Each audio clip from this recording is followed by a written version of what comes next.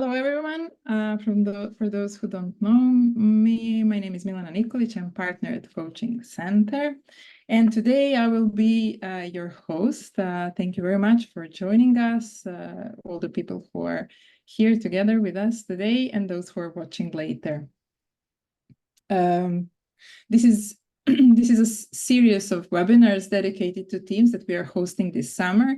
And today I have enormous pleasure and I am very thankful that we are hosting Luka Babic. Luka, who is co-founder and ex-CEO or former CEO of Orgnostic and VP of CultureAmp. And today we are here to talk about this interesting journey, merger of these two companies from the perspective of teams. How do teams experience this? What kind of measures do companies take? And in general, how, because every merger, I guess, can be tackled from different positions, different perspectives, but this is one that Coaching Center is today interested to tackle. Luka, thanks again, and please take some minutes to introduce yourself and your journey with Orgnostic. No, thank you for inviting me. It's a pleasure. Yeah, well, as you said, I'm Luka. My background is actually coming from the HR space prior to building Orgnostic and exiting, pretty much going into that product and go-to-market space. I used to be an HR. I used to lead the HR function at Infobip, and I joined very early on at their journey when it was only a startup before kind of flying to the unicorn status. And that has definitely been an experience that shaped my kind of perception of HR and also introduced me to some of the issues when it comes to people analytics and the numbers and the use of numbers in HR space, which was an inspiration for actually building a platform that was supposed to solve some of the issues that I had as an HR leader and for myself, and to do it on a scalable. You created the product you needed once, yeah? Yeah, pretty much. I used to struggle with building people analytics function, building infrastructure and technology for people analytics, and that's something that's been extremely difficult endeavor. And then I started wondering whether I'm the sole person that was also having these kind of difficulties. And through the exploration process, actually learned that there might be a market demand for something like that, and that was an inspiration to actually start building a tool in the segment. Yeah. But you also have some not only some, you have a background in psychology also. Was that connected somehow? Well, yes, I used to study psychology at Harvard, and I had an enormous pleasure to actually work with Richard Hackman, who was one of the giants of organizational psychology, and he introduced me to the concept of team effectiveness, and that was something that was kind of eye-opening at the time. And then I was very lucky to actually get to know better Ruth Wageman later on, and to work on some of the elements that are related to the conditions of team effectiveness with her, which also led me to get to know Dan Dennison, who is also one of the greats of social psychology, and someone who has been extremely influential in the space of building organizational culture. And building a theory around organizational culture. So all these kind of aspects of doing research in that space and being familiar with the academics actually led me to, I would say, probably more evidence-based management approach, which was sort of an intrinsic way of dealing with HR things and trying to quantify them and to do transformation of something that is inherently intangible into something that is a bit more tangible. So that background, that kind of, I would say, academic and research-oriented background definitely has influenced my career in this space and how I'm thinking and reasoning about different things in HR. And product you created and merger, sorry, which led later, I guess. And when I'm mentioning this merger, what would be like Orgnostic had its beginning and then its journey, and what was the strategic kind of position behind this merger from the both side of? Well, maybe I can set the context a little bit just for everyone here to kind of, we were talking about Agnostic, we were talking about CultureAmp. I'm not sure how familiar people are with both companies and what they do. Or Agnostic, I introduced it very briefly as a people analytics platform, but that can be quite cryptic to quite many people as well. What we mean by people analytics platform is that we have created an infrastructure to connect the data from multiple systems within the HR space. What that means, if we roll back to 2020, you had this huge shift in the ways of how people started working, and it also led to this digitalization boom across different spheres, different industries, and a lot of companies started digitalizing their HR tools, and that also led to proliferation of different HR tools that were on the market. And suddenly you had companies that are using 4-5 different tools on average to manage an employee life cycle, right? So you would have an applicant tracking system where you would have everything about your candidates and how you're tracking the recruitment process. Then you would have a core HR system where you would have anything about the organization, hierarchies, contracts, salaries. Then you would have a payroll system. Then you would have a survey system where you're sending engagement surveys and motivation surveys and similar. Then you would have a learning management system where you would have anything that is related to how your employees are studying and learning new things and courses that they're taking. And this created this huge data mess in a sense that you were not able to connect all these different experiences from your employees across the board.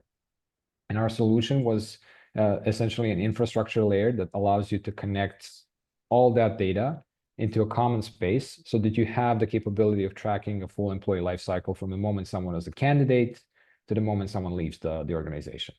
And the goal of that was just to be able to create an underlying layer, a backend system for visualization of that data, and that led to creation of some insights, predictions around who are the employees that are more likely to leave as opposed to the others. Where do you have talent hotbeds? What's the quality of hire that you're making? And to serve that to managers in some sort of way. So that's the context around Orgnostic and what we were building. Then on the other hand, CultureAmp has been a company that's been on the market for the past 10 plus years as well. And they were one of the first tools that were specialized in employee surveys. If you think about previously how these engagement surveys were being done, it's usually companies like Towers Watson or Mercer or all these big consultancies were doing the projects that are related to employee engagement. And what CultureAmp did at the time was they kind of made this huge shift in how people started thinking about that, and created a software where you can actually administer your surveys and get instant results and interpretation of those results at once. So it created a lot of, I like to think about that as people analytics 1.0, because that was like the primary way of you listening to your employees and getting their experiences and analyzing data in some sort of way. But as they started and continued growing, they also started realizing there are also all these different data points that they're now missing out, and that there's a context around the data that is kind of missing, because on one hand you only have employee experiences, but there are so many things that you're not seeing around their salary changes, their structural changes in the company, organizational design elements, team dispersion, spans and layers of control, efficiency of recruitment processes, et cetera, et cetera. So, CEO and the whole executive team and then the CultureAmp side also started thinking about the future, which is more holistic as well, something that would combine both the qualitative and the quantitative results so that we can actually serve these insights to the managers and create these evidence-based management practices a bit more accessible to everyone. So that's a long story around the context of both companies and how we develop different tools, but in different areas. And as I'm kind of telling this, that was mainly the strategic reason of why we started thinking about combining the two. CultureAmp was looking for a strategic addition to their product, which was in line with their vision of where the future of people analytics should be. And we were looking for a way to move much faster in the go-to-market space and plug into already existing product that has a huge customer base, and in their case, it's almost 7,000 customers. That would allow us a much quicker way of validating all the work that we've been doing. Okay. I would like to thank you for sharing this part of Frame. I think it's helpful for all of us. I would like to invite audience, please share your comments or questions for Luka. While waiting for you to maybe interfere into and be a part of this conversation, I'm thinking like all of the mergers have this business perspective. Of course, there is some gain, some goal that both sides are seeing as a positive impact of merger. But on the other side, we as a HRs and L&Ds and coaches who are here in this company here, we're again thinking on this other side, the people who need to not only just strategically take the steps that someone created within the merger, but also there is this human side, this people side, and the team side. How does this merger affects people? But we are more, of course, it affects individuals, but on the other side, I'm more interested in how does this affect teams. If I do understand correctly, Orgnostics was almost one team. Of course, you sure had some kind of sub teams, but you were a smaller company, and then I guess there were a lot of teams and teams of teams within the CultureAmp that you merged with. And then another thing, cultural, the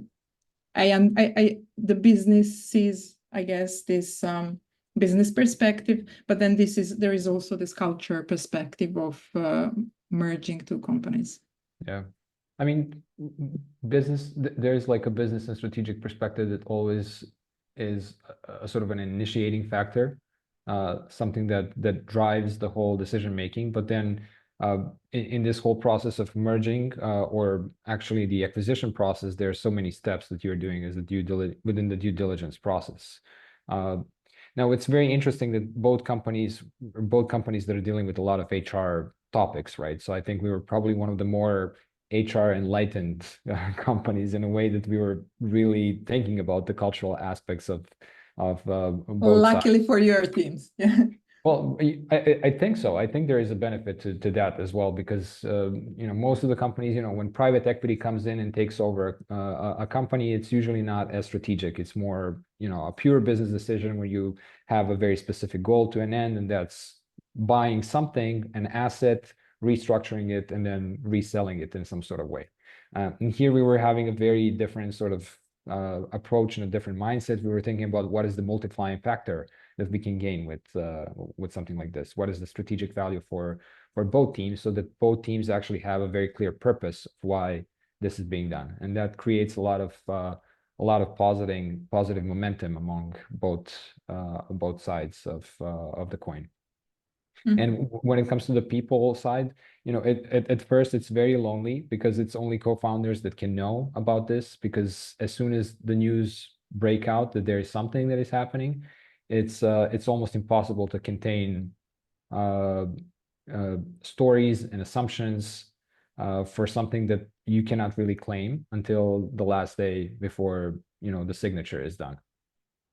And for the first couple of months, you're constantly doing sort of double work, trying to negotiate, trying to make sense from the strategic perspective, make sense from a cultural perspective, but you cannot really share it with anyone in the company. And like there is still a job that you need to be doing along the way with everyone within the team. So it's to an extent this kind of schizophrenic moment that you have for a few months of just researching and doing negotiation process and everything, until there's a due diligence, like formal due diligence process, once there is some sort of a commitment from both sides, where you need to break the news. And this is an extremely important point of how you align everyone else to the purpose of why you're doing this. And we were lucky to think like both companies were actually focusing on keeping the teams. And one of the core values, or one of the core propositions of why this merger happened, is because of specific knowledge within the domain of and of course a product that has been already developed and some of the market validation around it, right? So a lot of our focus was on how do we keep the team, how do we get the team even more excited about what's going to happen next, and how do we expand that moving forward so that we build even bigger capacity to work on this product as we move forward. And a lot of these mergers actually fall apart just because the team is in this constant process of uncertainty, not knowing what's going to happen. And as a result of that, a lot of them leave within the process or just after the acquisition merger actually happens. Yeah, and it's hard to talk about the merger. I mean, as you rightly mentioned, you know, CultureAmp was a company of kind of 900 plus employees at the time. We were 30 employees. So if it was a merger, or if it were a merger, we would just be completely consumed. But there were some cultural additive elements that they saw that were positive about what we do, and which is also related to our life cycle stage, given the fact that we were small, nimble, fast in delivering certain points, which is a sort of a, you know, inherent factor of a specific company that you're acquiring when it's only 30 people, as you mentioned. Like it's not a same team, like but you would definitely have a much more tighter relationship and closer and faster ways of doing things and dealings with ambiguity and similar.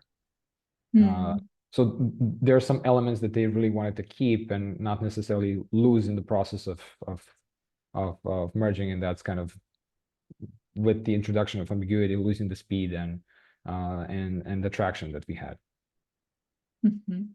I guess this helped, especially the part of Orgnostics, because I guess the change within Orgnostic, at least at the first or the beginning of the merger, is bigger because you're merging with a huge company, and then the huge company is taking some smaller part within. But I get it sounds like it's very important step to take care of the culture of this smaller team, so people feel more motivated and less in resistance regarding, or less stressed, as you said. Do I understand this was one of the... Not even just less stress, but just being very open with the communication of what's about to happen next and when that's supposed to happen, and being able to be diligent in delivering on those promises. And I think that's one of the key elements that is quite often missing from a lot of these deals. You would come in at a, you know, very late stage, you would say, oh, this is what's going on, this is what's going to happen tomorrow. But here we were really focusing on what is the purpose, why are we doing this, at which point things are going to change, at which point we still don't know what are the elements that might affect and that we need to still research and experiment around and similar. So it's I think it's just key to have very good and open communication as soon as the news is kind of out, and to do a certain cadence with everyone from the top level, especially with the smaller team. Like the bigger team would not necessarily be aware until there's like the last day of it, and it's a different way of communicating and then engaging the full other company to be excited about this new product that they are consuming now. Yeah, when I'm listening to you, what I hear is like the size of the company and the stage, as you shared, helped you almost have some kind of coaching approach while merger happens. The way I hear you, people were onboarded, they were partnering in the process. Everybody was having this experimental mode, which sounds a lot like coaching. On the other hand, I guess a big organization, for them it's hard to take the same approach in helping people be open to this merger.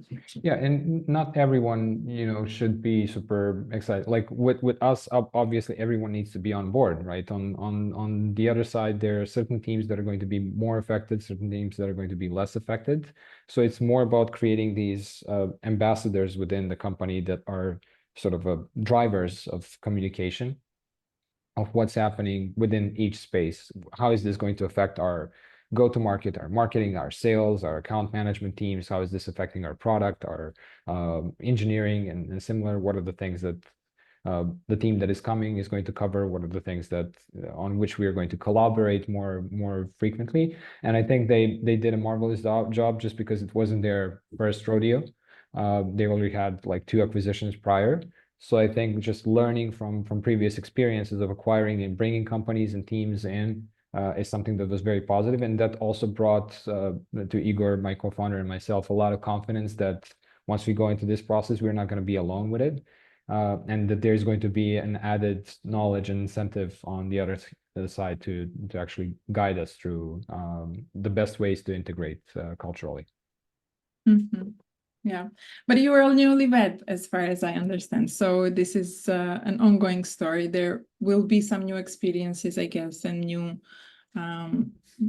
understanding of the situation, since it's not over yet. Or is it? And I think this is going to be definitely a process. We were officially acquired in April this year, right? So there's definitely a lot of work that is ahead of us in just doing the full integration. But I like, from the perspective of just having a program manager, having someone who is leading the process and navigating around it, from just the simple and small things that you're not thinking about that much, is like, what are the tools that we are using? How are we connecting the tools, and how are we then getting into the processes that are the same? Do we want to actually do all the processes that are the same across the board? What are we gaining? What are we losing with those points and similar? So it's we're very diligent on all these different cultural aspects and points that are there. And not to mention cultural differences that are on a national level, right? So this is a company that is primarily Australian, with some offices in Europe, like London and Berlin, and then most of the go-to-market teams in the US. And then you have suddenly this primarily engineering team that is coming out of Serbia. So it's, you now need to also include this completely new culture that maybe you're not previously familiar with, and that you haven't necessarily interacted with, that is a bit more say prude, and more to the not dealing with all the I would say formalities of communication and whatnot, which, I mean, people from this region can understand, but some of the people might find it completely out of the cultural aspects of a specific, more Western oriented organization and Western focus, right? So like there are all these like specific elements that are just some of the things that you cannot really control for or predict. Oh, for sure. I can imagine there are so many things you can control. This is, I guess, the interesting part. Anyone from the public, from the audience, anyone wants to share some question? Maybe you would like to ask someone something, Luka?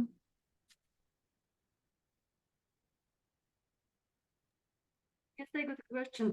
Hello, everyone. Thank you Hi, for. Elena. And it's really interesting to me to hear about merging Orgnostic with CultureAmp. And a question came to my mind related to time zones. I know that I'm not sure what time is in Australia right now, but is it making any challenges for you, your 2 teams to integrate? I mean, I don't necessarily, I think that, yes, it's definitely harder, given the fact that there are like 7 to 9 hours difference in one side, and then with the US, you have 6 to 9 hours on the other side. And in the worst time of the year, when you have like the daylight savings, it can go to 10 or 11 hours, right? So it is definitely one of those things that that is a challenge, but it also can be really an opportunity during the like once we actually start, and once you have the coordination, the cool thing is that you have this around the 24 clock hours. 24 hours work. So if you really coordinate work well, there's a capability of things being done as you kind of go. And when the things are really well coordinated, it's incredible how efficient as an organization you can be. In other ways, like if you have things that are just flying everywhere, and you're not able to coordinate with the specific team that you're working, then it causes a lot of delays. and that can definitely be a challenge. So one of the things that we were open to doing is, of course, a lot of people from CultureAmp, from Australia, from the rest of the European office were coming to Belgrade as well. So there is this live communication, live contact that was especially important for just building relationships with people. So they're more familiar with the manners and how people are communicating and being a bit more open to the communicating with others. But also some of the teams from our side are also going to Australia and to other offices as well. So I think that live connection is definitely something that builds up a more longer standing relationships that are quite essential for really understanding and really wanting and being motivated to work with someone.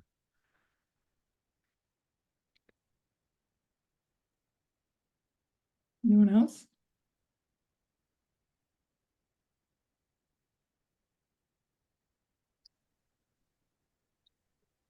I might ask Yes. a small question. My name is Alan. I'm from Croatia. We usually work with small and medium companies, and more is going to happen that bigger companies will decide to maybe make an acquisition.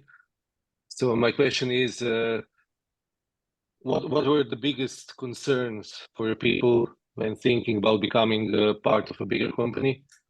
My experience is that usually the small companies, especially the ones we work with, are started by people who decide to go away, to leave the big corporation because they don't like this corporate culture. And they decide to form a different kind of company, different culture, more friendly, more humane. And people join them because they like this kind of culture. So I think, and my experience was when these companies negotiated with a bigger one, the main concern was, are we now becoming a corporation? And we joined you because you told us and promised us that this is going to be different from a corporation. Was that your experience, or some other concerns were more important? Oh, it wasn't. I think it's a good question. Like the way that we structured the whole the whole process and the whole acquisition was more related to just how can we create much better results within a shorter period of time, and how can we utilize both synergies in a much better way. So both Igor and myself were not necessarily taking that kind of attitude of, oh, we're going to do this and we're going to leave and we're going to start something new. So we were fully committed to what's about to happen, which also, brings a certain confidence with the rest of the team that, oh, well, if you're staying, then there is a certain level of trust that you're going to keep the things in a way that we're working for us all.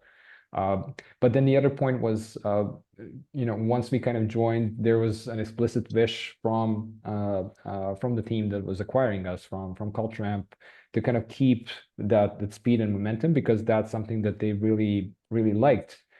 That's something that, inherently, as you start scaling, as you start growing, you also start losing just because you start centralizing certain functions, and it becomes like more, it's not as agile, it's not as nimble, and it's a very natural sort of consequence. So this was, to an extent, also bringing out a certain vigor in the organization to start, decentralizing to an extent and working on different functionalities and features of the platform in a bit of a different manner.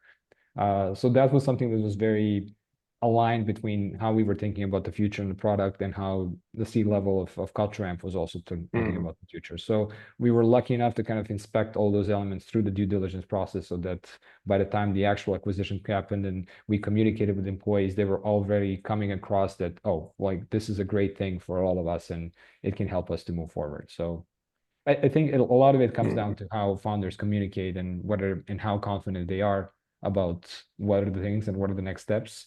If you're doing it for, exiting just to get the money and then go and start a new thing, everybody would kind of notice that, and that causes a lot of uncertainty and instability as well.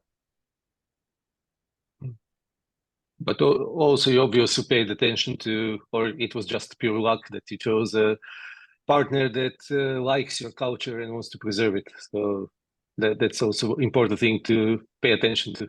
Yeah, and there are quite many similarities between how both companies were built and the principles that we are sharing around also the vision of the company. But it was very like, and I think to an extent it really was luck and serendipity, and that's, you know, that the processes that we are utilizing on the product side are quite similar. That the way that we are structuring our engineering cycles are also very similar.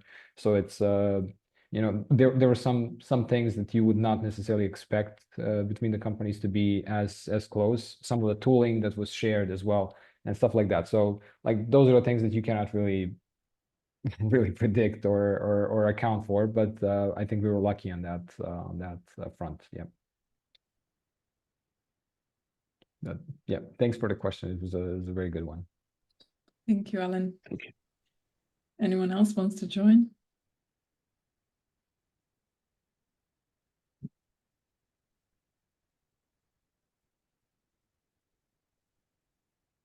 You were saying, Luka, that one of your, I guess, your partners also, or maybe one of the first experience was loneliness, you said. I kind of sense this was kind of a challenge for you two as a team leaders. What would you say was the challenge for other leaders within your Orgnostic team when it was announced and everything started? Like what was something which maybe fell more on their shoulders than other people's shoulders? Yeah. Well, it's definitely dealing with ambiguity in a sense that they don't have all the answers, but they get all the questions. And the thing is that we also don't have all the answers to all the questions, because as soon as you kind of share the news, everybody is expecting that you would already know everything, you know, from all the little details about, you know, transaction elements to how is this going to be done? How is that going to be done? How are our teams going to be organized? Whether we're going to be fully integrated or not? And like all those points are quite often in the stage of due diligence already under a lot of discussions. So a lot of team leaders would not necessarily have all that information, but you still need to convey certain confidence that this is going to be resolved. And I think that's the hardest part. And that's how do you actually remain confident in a certain future without necessarily having all the information? How do you project that with the rest of the team? And how do you get them to still be excited to do the work that we have, because the work doesn't stop with all this happening. You know, you cannot just completely pause the organization and freeze it and say, oh, well, you know, let's deal with this and then we're going to come back to it, because you still need to do the sales calls. You need to still do the release cycles with the product and similar, right? So I think that's likely the hardest thing, just not having all the information and trying to deal with all of that on a daily basis, and knowing that there are just like 1,000 questions that are popping up, and that everyone is already calculating, oh, how much am I going to get from this, and whether I'm going to be fired or whether I'm going to be like still kept in the organization, what's my role going to look like, and am I going to be asked to be relocated, and similar things, right? So those are all the points that you start with everything that you know, and you try to resolve the big things, and then all the leaders need to kind of work with their teams to actually get the information to them as soon as possible, so they are not in the constant fear of it sounds happening. like some kind of crisis management which comes parallel with everything else. Like even though you don't know the answers, you should be there. Yeah, you still need to be there, and you still need to be working. You still need to jump on a sales call and talk to the customer like nothing is happening on the other side, and similar. So it is. I think that's the hardest part during the whole process. And did you, or if you didn't, from this experience, what would you say would be a good support for team leaders in regarding what they're expected to do in these situations? Like, is there anything that they need more in these periods? So in order, because they're kind of stagers, they're like really helping organizations get there. Yeah, well, when you're a 30-person team, then like a lot of it is very flat. So like the role of team leaders is not as heavy as an organization that is already 100 people big or 200 people big, just because most of the employees or all employees already have access to C-level as well.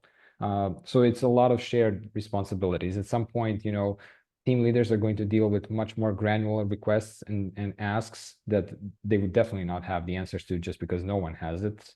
So the kind of level of support that you do is just to try to keep them as close as possible to your communication and try to communicate everything and try to hear from them what are the questions that are popping up so that you can bring that up in the next meeting with legal, with finance, with the other teams on the other front as well. So, you know, knowing that there was a shared goal for us that we want to keep the whole team, the other part of the company was, or CultureAmp was also very supportive and very open to hear about all the questions that are actually coming from the team. So we wanted to keep just this open channel that, you know, if there is something that you hear from the team that is like a real inflection point that we don't necessarily know how to resolve right now, bringing it up as soon as possible so that we can try to find a solution as soon as possible. So it's just about having these channels of constant communication and keeping that kind of middleman layer as close to you as possible and understanding what's happening and what are the questions that are popping up. Yeah, it sounds like ensuring information flow goes very smoothly and feedback goes both ways from back to front. Yeah. So you're aware of what's going on. What are the actual concerns? Because some of the concerns that you might have as a founder might be completely different from the ones that that your employees are going to have in each of the teams, right? And that's something that you can project your own biases onto everyone as well in this whole process. But I think one of the cool aspects of everything is, again, the fact that we were relatively small and relatively nimble, so we were able to kind of communicate probably much more easy than a company of already 100 people would be able to do. Yeah. In the same time, I'm thinking like this is something that company in general needs. I mean, this is my not professional experience. I don't have experience in mergers, but listening on a side, it sounds like something that each company needs to feel healthy and be healthy. But on the other side, during the merger, even on a bigger scale, we need this.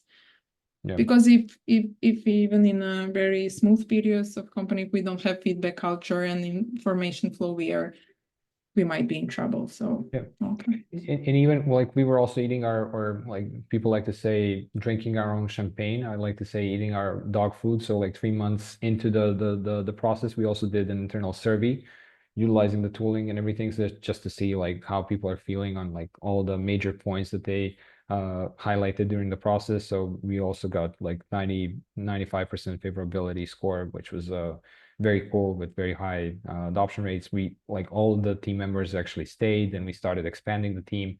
So from like the key metrics that we were tracking that were just related to employee engagement in the process and actually having kept the team intact, we managed to achieve all those goals. Very sweet, interesting merger story so far. But on the other side, I think we can learn even what kind of difficulties or problems one merger might face. When you say we were so small, we are small, we were small, but then I guess this is something we can take account even as a learning for bigger companies. Coming closer to the end, I want to still save some space for audience. If you have some question, please open your mic or just write on the chat. I was thinking to ask you, Luka, if you could take, because you were a little bit on a part of the CultureAmp, the bigger, because you are CEO and you were negotiating both ways. Can you maybe share with us one learning which can come from smaller company in a merger and one learning that comes from but those learnings in CultureAmp, they already happened, as you said, they had several mergers. But what could be like one that we could share today? Yeah, like what is something specific that I didn't know before going into the process that was kind of a learning thing for me and the team, like on Orgnostic side, right? Yeah. Yeah, so like a couple of things that I wasn't necessarily sure about when we were kind of getting into this whole process is how do you actually operationally going to conduct the whole process, and how do we ensure that there is there is that kind of integration element, and that the team on the other hand is actually going to accept you and take something that you were building as their own. And that was the biggest worry for me, just because now we have like joint goals, we are getting into a company, and you're highly dependent on whether their sales team is actually going to be able to or want to actually go and sell this, given the fact that they have like a bunch of other products that they're selling, and whether their product team would want to work with us. And what I think that was very masterfully done on their side is just creating these champions across the board, and even communicating this as a part of the strategy like 3 months prior to an actual acquisition, but not necessarily mentioning us or acquisition, but just saying, oh, well, this is the general direction that we are heading, this is what we want to achieve, and then coming in with the next quarterly call for the whole company, having this talk and saying, oh, well, we told you that we want to do this. This is what we've done in the past 3 months, right? And I think that's something that set us up very well for success, in a way that a lot of people then started seeing an efficiency boost in the whole company, right? They were delivering on something that was a promise, and suddenly there's like this whole new team that we can work with, and that is going to help us with our strategic goals. So I think that's something that they positioned very well, and something that I haven't really thought of in the process of just this whole acquisition. For us, it was mostly about, we were focusing on so many operational things, and that's how do you negotiate this deal? How do you get the best deal for our investors? How do you get the best deals for employees? How do you keep the employees to stay, right? So you're focusing on all these like very operational details, but they need to think about, well, what's going to happen after. And I think one of the things is just having that learning from the previous integrations as well, understanding that if they merge us within 900 people, that we are just going to be completely absorbed. I think that was a very good thing, that we were kind of kept with a couple of different handlers in the organization that were kind of the main communication channels, that suddenly started opening up different priority lines of communication, keeping separate chat channels until you're becoming more familiar with the group of people that are going to be your core team that you're working with. So I think that's something that was also done very, very well on their end, just like setting all these different interest groups and leaders for those groups that started introducing us as cultural brokers to an extent. To the other side.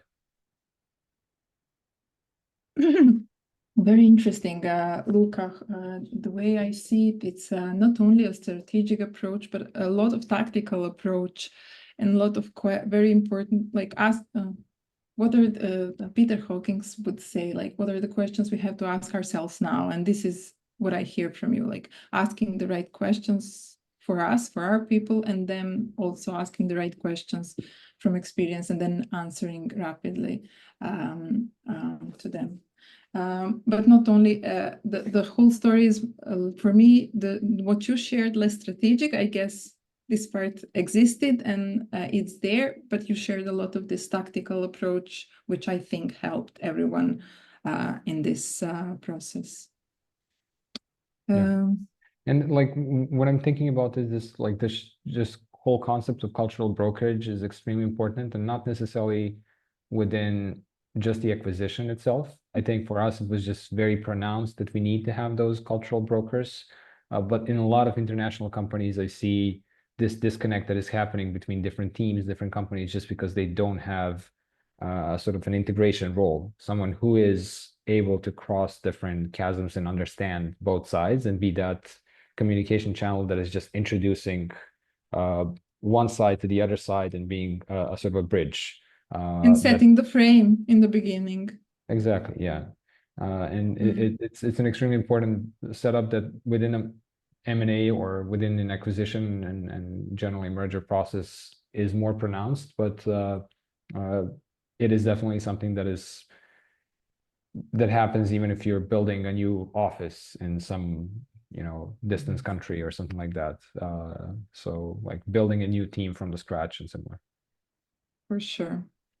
Thank you very much, Luka, for all that you shared. I would like just to give another chance, maybe someone from the audience, if you have some question for the end.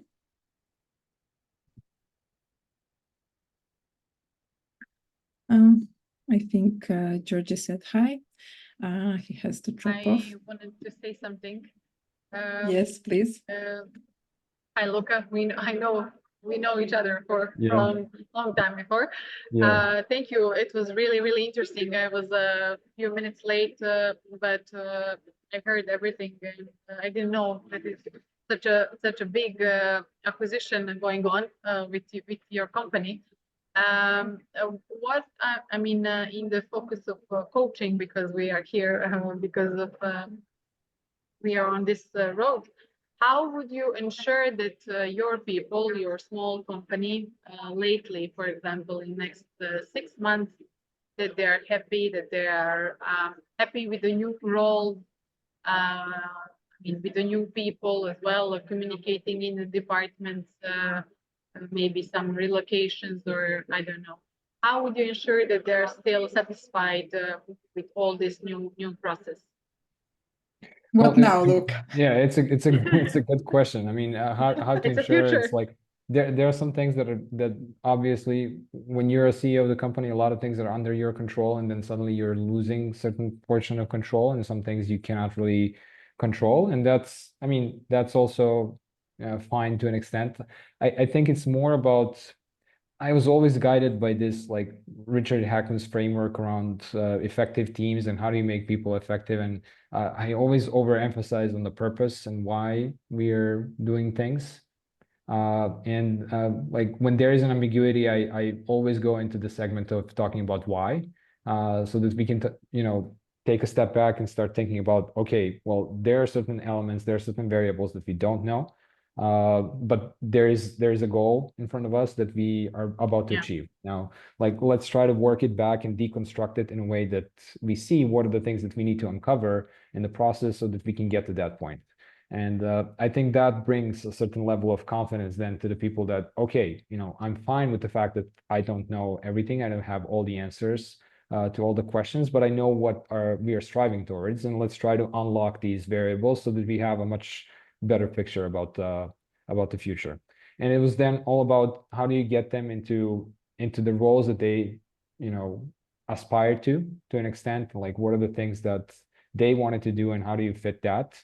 And if you can fit it, then it's perfect, and it's much easier with the 30 people team than with like a 500 people team to do something like that, just because within Orgnostic, all of them had a very specific role, and they're bringing in some specific expertise now in the company that didn't have this expertise before, which was a very good sort of position for us to start playing with. Oh, well, what are the roles that exist on your side, and how can we enrich those roles potentially, and how do we create maybe even new teams moving forward? So I think it's about like just focusing on a purpose, trying to deconstruct the process, and trying to be creative with the proposals and solutions for the problems that you have.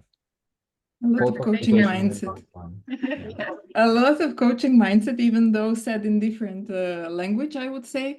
But dealing with uncertainty and ambiguity by assuring that we are all aligned regarding our joint goals, our shared goals, and also ensuring that everyone can reach their own professional goals. Okay. Luka, thank you very much for being us today, for sharing your story. I think this is very interesting. Not very often do we have in this part of the world this kind of experience. I think it's something very valuable and then explained in very everyday language also. Thank you so much. Thank you everyone for joining. And we have a third webinar in the beginning of August. So stay tuned. We will have one very interesting guest again. Thank you so much for inviting me, and thanks everyone for participating. It was a pleasure. Thank you, Luka. Thank you. Bye. Bye everyone. See you. Bye.